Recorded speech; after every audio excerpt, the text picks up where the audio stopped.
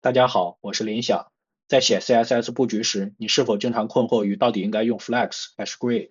你可能看过很多的技巧总结，比如 Flex 用于一维布局，Grid 用于二维布局，或者 Flex 管局部，Grid 管整体。但一到自己动手的时候，就分不清一维、二维、局部、整体了。这并不是你的错，因为这些说法都过于简化和片面，很难在实际工作中给你明确的指导。这期视频我将带你穿透这些表象，直击 Flex 和 Grid 最核心的设计理念。看完后，你将真正理解它们各自的应用场景，并学会如何基于布局意图做出最合理的选择。在视频的最后，我们还会通过一个完整的实战练习，帮你快速巩固今天所学的内容。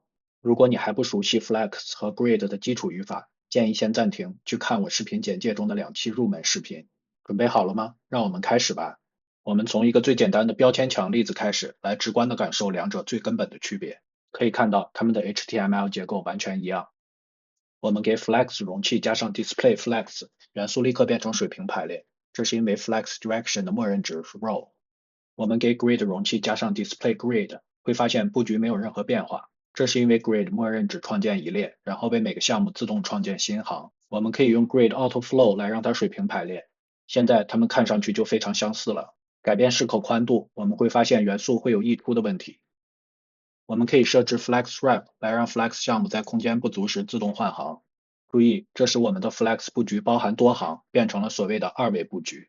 可以清楚的看到，每一行的元素大小不同，甚至包含的个数都不同。布局会根据宽度和元素的大小自动变化。这才是 Flex 被称为一维布局工具的真正含义。当 Flex 项目换行时，每一行都是独立的，我们能控制的仅仅是单行之内的排列。Flex 依赖项目的内在尺寸，会让他们自己决定如何排列，这是一种由内而外的布局方式。如果我们不希望元素自己决定，而是想让布局本身严格的对齐，我们就可以使用 Grid。这里我们创建一个项目宽度可以自适应的网格布局。可以看到 Grid 的行为完全不同，虽然每一行网格的数量和宽度也会随着可用空间变化，但无论 Grid 项目的内容多长，网格如何变化，这个布局都是一个跨越多行的整体。这就是 Grid 是一个二维布局工具的含义。我们预先定义好一个网格布局，然后把 Grid 项目放到定义好的网格之中，这是一种由外而内的布局方式。理解了这个核心区别，你的所有困惑就都有了答案。很多人觉得 Grid 过于复杂，总想用 Flex 搞定一切布局需求，但在有些场景 Grid 会简单优雅得多。比如这个非常常见的响应式商品列表，它会根据可用宽度的变化自动调整列数和元素大小，使布局中的元素能够自动排列。我们先尝试用 Flex 实现这个布局。这里的 HTML 结构只包含2层，非常简单。我们把容器变为 Flex 容器，让 Flex 项目在空间不足时自动换行，并用 Gap 添加一个20像素的间距。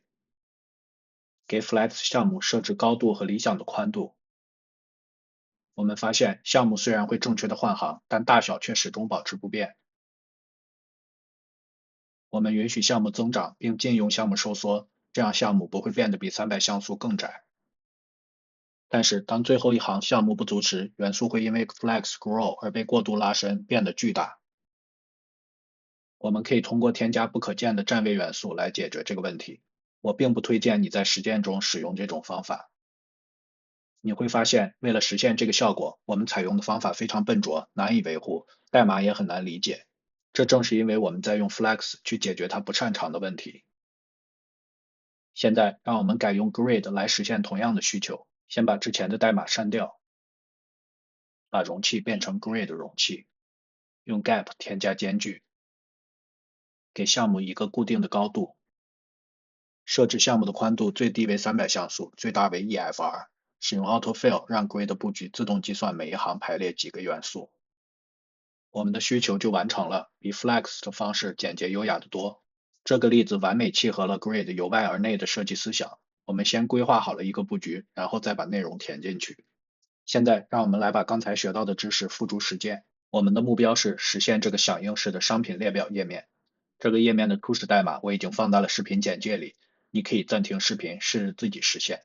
当然，你也可以继续看看我是如何选择的。记住，这里没有标准答案，重要的是分析过程。首先，我们从整体页面布局开始，这是一个典型的页头、主体、页脚的结构。这里我选择使用 Grid Template Areas，它能用非常直观和语义化的方式定义页面的宏观结构，代码及文档。用 Flex 当然也能实现，但需要指定 Flex Direction 和 Flex Scroll。布局的逻辑分散在容器和项目中，心智负担更重。接下来是顶部导航栏，我们只需要让 logo 和导航链接在水平方向上排列，两端对齐。我们并不关心导航链接的具体数量和宽度。Flex 的内容驱动特性在这里最合适。这里我们使用了嵌套的 Flex 布局，外层的用于将导航链接和 logo 在两端对齐，内层的用来排列具体的链接。页面主体部分是一个经典的固定侧边栏加弹性内容的布局。当视口变窄时，侧边栏会隐藏。这非常适合使用 Flex 来实现。我们用 Flex Scroll 和 Flex Shrink 来控制缩放行为。当我们在小屏幕上隐藏侧边栏时，主内容区会自动填满整个容器，布局代码无需任何调整，用到了 Flex 强大的自适应能力。商品网格区就是我们前面提到的例子，是 Grid 的主场。这里我们选择使用 Autofill，它和 AutoFit 的区别在于，当商品数量不足一行时 ，Autofill 会保留空的网格轨道，防止少量商品被过分拉伸。在单个产品卡片上，我们使用 Grid 结合 Flex 来实现商品图和文字内容的重叠效果。